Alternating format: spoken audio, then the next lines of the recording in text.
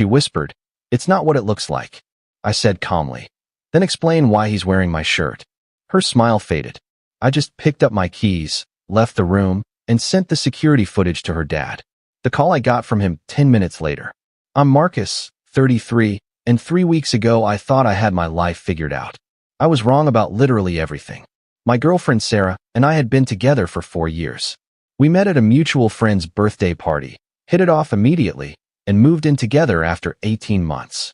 She was charming, social, always knew how to work a room. I'm more reserved, prefer quiet nights in. We balanced each other out, or so I kept telling myself. The shirt thing happened on a Tuesday night. I'd come home early from visiting my brother in Portland, cut the trip short because my nephew got sick and they had to cancel our fishing plans. I texted Sarah around 6 p.m. that I'd be back by 9 instead of Thursday. She responded with, "Okay, babe, see you soon," and a heart emoji. Nothing unusual. I walked into our apartment at 8:47 p.m. The living room was dim, lit only by candles on the coffee table. Wine glasses half empty. I heard laughter from the bedroom, Sarah's laugh, and someone else's. Male. Deep voice. I stood there for maybe 10 seconds, my duffel bag still on my shoulder, trying to process what I was hearing. Then I walked down the hallway. The bedroom door was cracked open about 3 inches. That's when I saw him.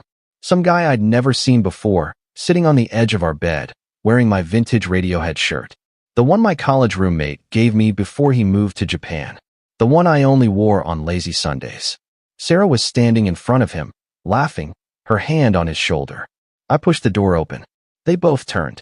Sarah's face went through about 5 emotions in 2 seconds. Surprise, fear, then this weird forced smile. "Marcus, you're home early." I looked at the guy. He looked at me. He had the decency to look uncomfortable. "It's not what it looks like," Sarah said quickly, moving toward me. I stayed calm. I'm proud of how calm I stayed. "Then explain why he's wearing my shirt." Her smile faded. She opened her mouth, closed it, then said, "He spilled wine on his shirt. I was just lending him." "Stop." The guy stood up.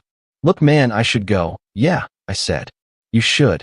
He grabbed his actual shirt from the floor, still damp with red wine, and practically sprinted past me.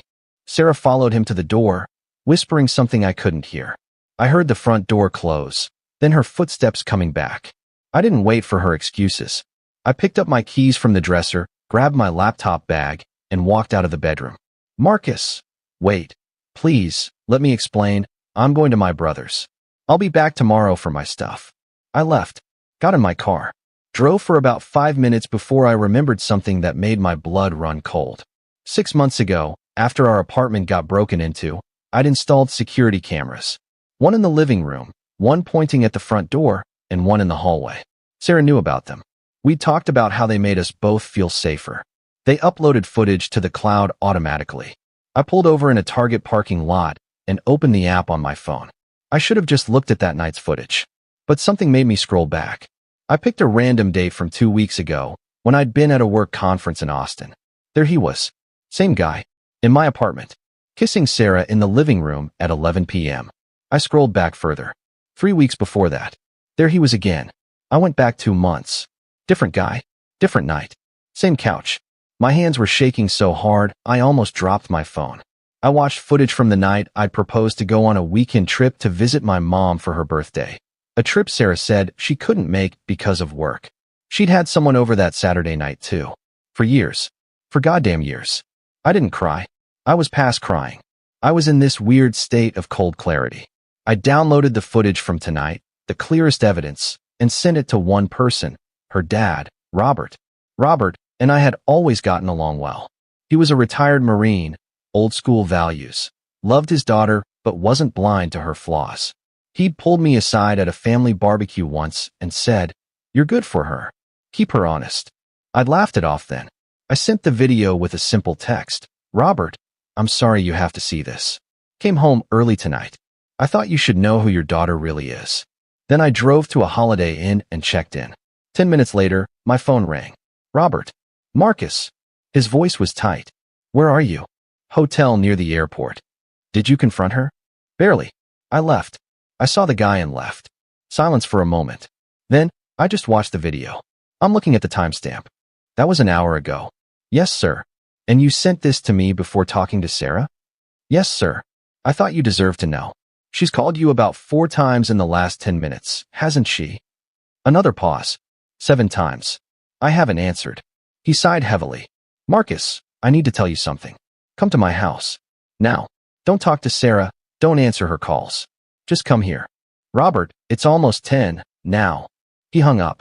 Update 1. I drove to Robert's house in a daze. He lived 40 minutes north, in a suburb with big yards and American flags. His wife Linda, Sarah's mom, had passed away 3 years ago from cancer. Sarah had leaned on me hard during that time. I'd held her through so many nights while she cried. Apparently, that loyalty wasn't mutual. Robert opened the door before I could knock. He looked older than I remembered, tired. Come in. His living room was exactly as I remembered. Military medals in a shadow box, photos of Linda everywhere, wedding pictures of Sarah's older brother Tom. Robert gestured to the couch. I sat. He poured 2 glasses of whiskey and handed me one without asking if I wanted it. I'm going to tell you something, he said, sitting across from me. And you're going to hate me for not telling you sooner. But I need you to understand I only found out recently myself. My stomach dropped. What? Sarah's been doing this for years. Since her last boyfriend before you. Guy named Derek. He came to me 2 years into your relationship with her. Showed me photos, messages. Said she'd been cheating on him with multiple men. And he'd heard through mutual friends she was doing the same to you. I stared at him. 2 years ago, I confronted Sarah. She cried. Said Derek was a liar. Said he was jealous she'd moved on. She swore on her mother's grave she would never do that to you. Said you were different. That she loved you. He looked down at his glass. I believed her. I wanted to believe her. She's my daughter. You should have told me. I know. I'm telling you now. He met my eyes. That video you sent me? I recognized that man. His name is Kyle. He's Sarah's boss. My chest tightened. Her boss. She's been having an affair with him for at least 8 months that I know of. She brought him to a family dinner back in March, introduced him as a coworker. The way they looked at each other, I knew. I confronted her after you left that night. She denied everything. Called me paranoid. Said I was seeing things because I was lonely without Linda. I couldn't speak. Robert continued. 2 months ago, Tom saw her having lunch with Kyle. They were holding hands across the table. Tom took a picture, sent it to me. When I confronted Sarah again, she admitted they'd kissed once but swore it was a mistake. She cried, begged me not to tell you because she was ending it. He shook his head. I gave her a chance to come clean to you herself. She promised she would. She never did. No, she didn't. Robert's jaw clenched. I failed Linda's memory by keeping quiet. I failed you. But Marcus, you need to understand something about my daughter. She's not well. She has a problem, an addiction to attention, to validation. Linda and I tried to get her into therapy years ago. She refused. Said we were trying to control her. We sat in silence for a long time. Finally, I said, I'm done. With her, with all of this. I understand. For what it's worth, I think you're making the right choice. What happens now? Robert leaned back. Now? You go back to that hotel.